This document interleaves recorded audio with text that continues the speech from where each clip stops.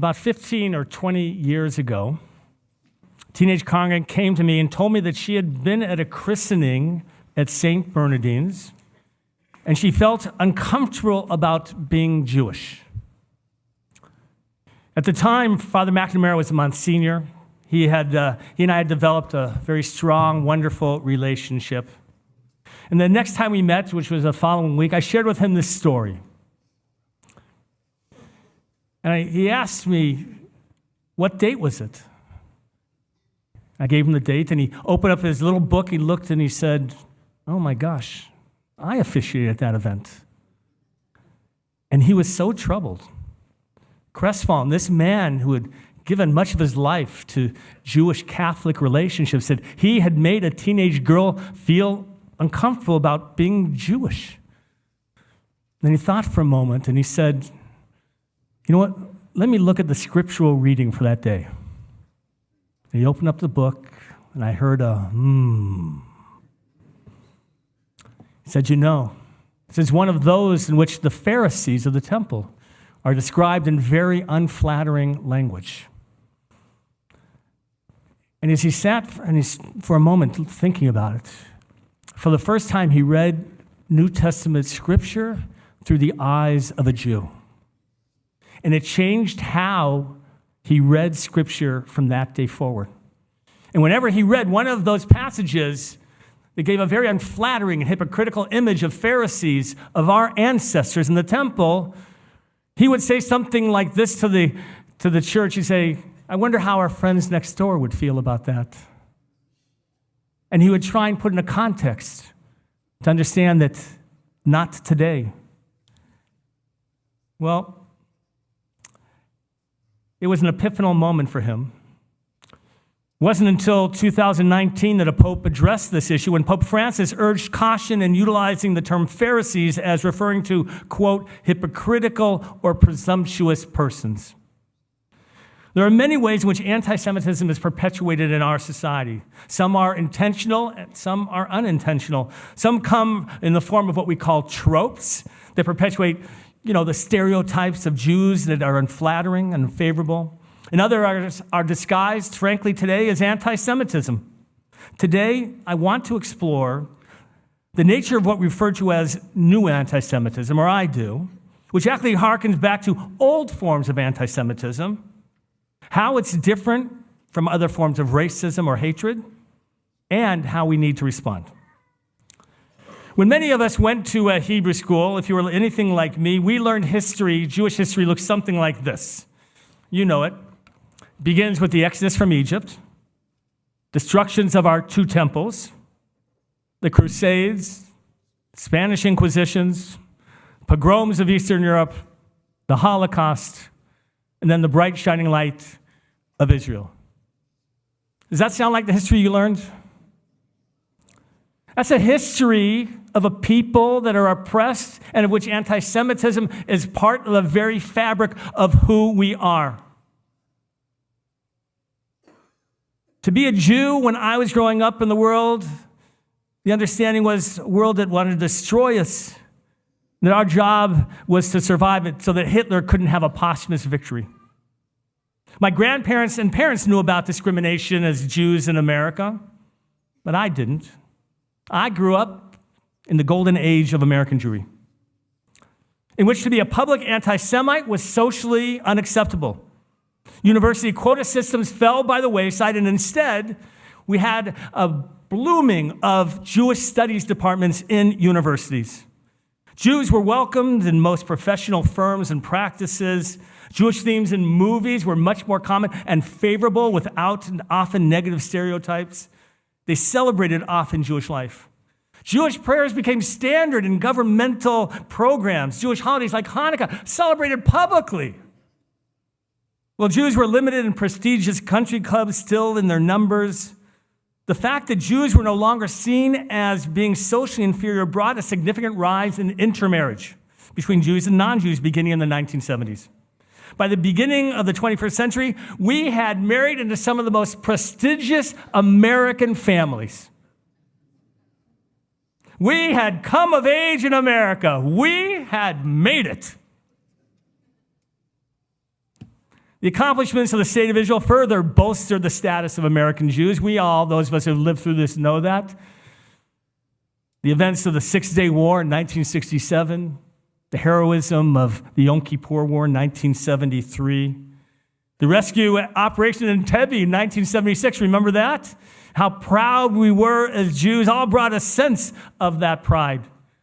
We could wear the Magen David jewelry proudly, could even wear a kippah publicly, and we were so proud of that Jewish identity. As a teenager and young adult, I was so proud. I could demonstrate it publicly. It was only groups like the KKK, followers of Louis Farrakhan, neo-Nazis who admit to anti-Semitic ideas.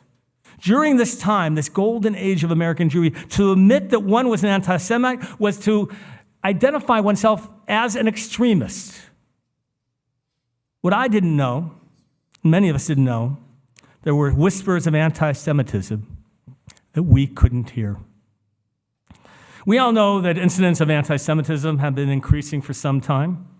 In August of 2017, we heard the cries of "Jews will not replace us" in Charlottesville from white nationalist marchers. 2019, anti-Semitism had become so prevalent on the far left and the far right that I spoke about it at the High Holy Days and condemned both sides of that anti-Semitism, but it still was just beginning to break. In 2013, the ADL recorded just 751 anti-Semitic incidents. I want to repeat that. In 2013, so 11 years ago, 751 anti-Semitic incidents. In 2022, ADL tabulated 36, almost 3,700 in 10 years. It had increased even just 36 years from the year before. Following anti-statements, remember, by Kanye West and Kyrie Irving? What happened? Nothing. Nobody spoke out. And we began to wonder about our place in American life. That's when an organization, by the way, Stand Up to Jewish Hate, began and was formed. I don't know if you know this organization. So with a great deal of support from Robert Kraft, the owner of the New England Patriots. In March of 2023, some of you may remember a big launch on national television. Remember that blue square emoji that we had no idea what that was about? That was the beginning of this idea about stand up to Jewish hate. It's an important shift in language to talk about Jewish hate from the use of the term anti-Semitism. Anti-Semitism is being seen as a much more academic term, and it was in its origins, to talk about sociologically about what it meant against Jews. But it wasn't strong enough. People didn't understand the dangers of it. In American culture, we began to talk about Jewish hate, just as there were other types of hate. To hate a Jew was the same as hating anybody else. As Jewish hate was continuing to increase in the United States, the horrific attacks of October 7th took place. In 2023, the AD counted 8,900 incidents of anti-Semitism. 8,900. Of those, 5,200 took place after October 7th. Just from October 7th to the end of the year, 5,200 of the 8,800. October 7th was the breaking of the anti-Semitism dam. Bret Stephens and other Jewish political commentators talked about Jews who woke up to the dangers of anti-Semitism on October 7th as October 8th Jews. The first thing we noticed was a lack of worldwide condemnation, moral outrage. Where was everybody? This clear atrocity and carnage committed against innocent Israeli civilians. In fact, there were many who publicly supported the terrorist activities. We remember that. Bret Stephens refers to this moment as an awakening for many Jews. It's a moment in which our place in American society is forced to be reevaluated. Were we ever truly accepted? In the words of Stephens, quote, "We woke up a day after our greatest tragedy since the Holocaust, to see how little empathy there was for us in many spaces and communities and institutions we thought we comfortably inhabited. It was an awakening that often came with a deeper sense of realizations. One realization: American Jews should not expect reciprocity. And then the cause of the Palestinians became the cause du jour on college campuses, mostly by people who had no idea of the history of Israel or the history of Hamas. Soon after October 7th, encampments began to spring up at many of our most prestigious universities with the assistance of non-students. They latched on to anti-colonialism, the movement, and added a little bit of apartheid to bring a sense of morality to their movement without showing any concern, not one iota concern, of the Israelis who were murdered or the hostages. Every Jew was a hated Zionist, for which verbal and even physical assaults were permitted. In the face of increased anti-Semitism, Stand Up to Jewish Hate, with its financial support from Robert Kraft, created the commercial and the Super Bowl. Remember that? We're so proud to give in prime time. The foundation to combat anti-Semitism breaks down Jewish adults into 5 categories. This is that group of Robert Kraft. 5 categories: allies who stand up to Jewish hate, leaning allies, unengaged, leaning haters, and haters, those who are blatantly prejudiced against Jews. According to their research over the last year, just the last year, since October 7th, allies have declined by almost half, from 15% to 8%, and haters have almost doubled, from 6% to 11%. The data indicates that the shifts are more significant adults under the age of 40. Much of the increase in anti-Semitism harkens back to older forms of anti-Semitism. According to Yossi Klein Halevi, American-Israeli author and journalist, it is, quote, "It's a conspiracy theory that holds that Jews are uniquely prone to use devious means to achieve malevolent ends and therefore must be opposed by any means necessary, including violence." Anti-Semitism is unique from all other forms of bigotry. You know this. We control the banks, the media, the government, the entertainment industry. We control it all. It harkens back to the Protocols of Zion, a fabricated anti-Semitic text many of you might know about from the early 20th century that purported to be the meetings of a secret meeting of Jewish leaders discussing their plans for global domination. Right? This text disseminated by Ford here in the United States. Since we control everything, and this is so important to know, when anything goes wrong, it's the fault of the Jews. We are the scapegoat, again, of all the ills of life. And I want to tell you, anybody who places that blame on Jews to be responsible for anything puts a bullseye on our back. The conspiracy theory about Jews is applied to Zionism, and hence we get this blurring between anti-Zionism and anti-Semitism. It's created a bizarre coalition between the extreme elements of liberalism and theocratic states who share a commonality on this. It goes back to the old accusations that Jews have a due loyalty, and we can't be trusted. Every Jewish American is an Israeli Zionist at heart and should not be trusted. In the words of David Wolpe, we recognize what observers of hatred of Jews have long known. Repeatedly, we witness the phenomenon of disparaging Jews with whatever crime the world particularly despises at the moment. Today, colonial settlerism is the evil of choice, so Jews are colonial settlers. Nazism is a perennial hatred, so Jews are Nazis. If you hate communism, Jews are communists. If you hate capitalism, Jews are capitalists. If you hate Jews because they're weak and stateless, or because they're strong and ethno-nationalists, you can hate them because they wear regular clothes or they blend in. Because they don't blend in, they wear long black coats. They refuse to assimilate. You can hate them because they're subhuman. The Nazis called us vermin. And because they are superhumans who control the world. Because they're resolutely secular or stubbornly religious. Because they went like lambs to the slaughter because they fought too vigorously. The image of the Jew shapeshifts as a dark psychic threat in haters' mind. The one thing Wolpe says that an anti-Semite is sure of, however, is whether he's marching in a Klan rally or just hanging out on campus, there is a good reason. They would never hate Jews just because they're Jews.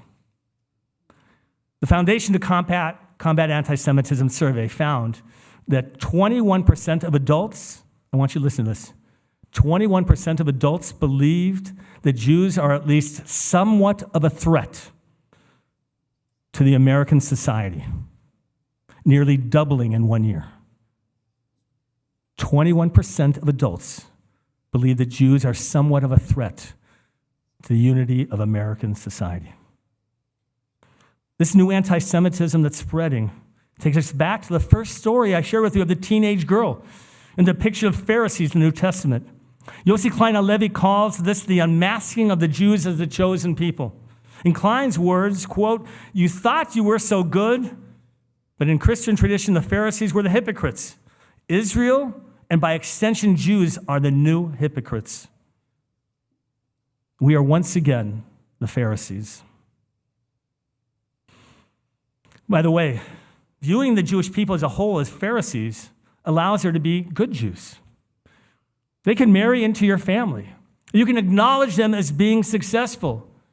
They are the exception to the rule. Because the Jewish people as a whole, the reason behind the problems of the world. So how should we respond to the new Jewish hate? According to Jewish author Mitch Albom, it's a time to be brave about our Jewish identity. In his words, be proud of your own heritage and know that if you're not proud of it, it won't survive on its own. If you don't come to its own defense, it's not going to just automatically defend itself. And our history, sadly in many cases, is that we have to defend ourselves unfairly many, many times. This is not a time to pretend that I'm just not going to say I'm Jewish and hope it goes away. This is a time to speak out. There are a number of ways to be able to speak out. Many of you write letters. You sign petitions. You write to universities. You do what you can. People like Zoe Saltz, who stands up at her campus and is a leader in terms of anti-Semitism. There are ways that individuals are doing it. Some people, like our congregant Avi Queller, have made it their mission to deal with these issues. Avi reports every incident of anti-Semitism he can find against teachers and universities to the U.S. Department of Education. If you don't know this, these cases are open and must be investigated. And so he spends his days sending in these emails and filing action suits with the Department of Education. As a synagogue, we're always looking for ways to fight Jewish hate. Therefore, created the Kulanu Committee. Kulanu is an ADL Synagogues in Action program that responds to Jewish hate. Our congregant Rick Schillender,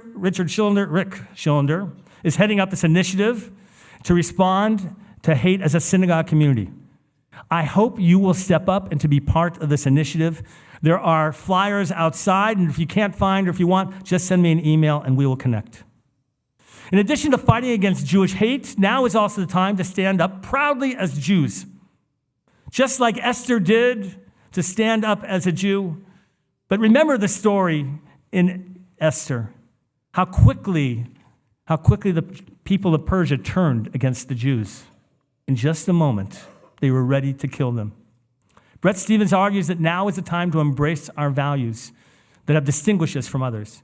And he gives 5 qualities of the Jewish people that define us. See whether you agree with these. 1, a freedom-seeking people. Our foundational story is the Exodus, a universal model that all people deserve to be free. 2, monotheism and the idea of ethical universalism. The idea that all people are made in the image of God. The prohibition of murder applies to all people. 3, peoplehood. A locus of identity and loyalty that goes beyond individual identity or subjects of a state. It's a hyphenated identity, but that does not have a conflict of loyalty. We were the first ones, if you will, in America. Before it was common to say African Americans, Asian Americans, Native Americans. We were Jewish Americans. No conflict of identity.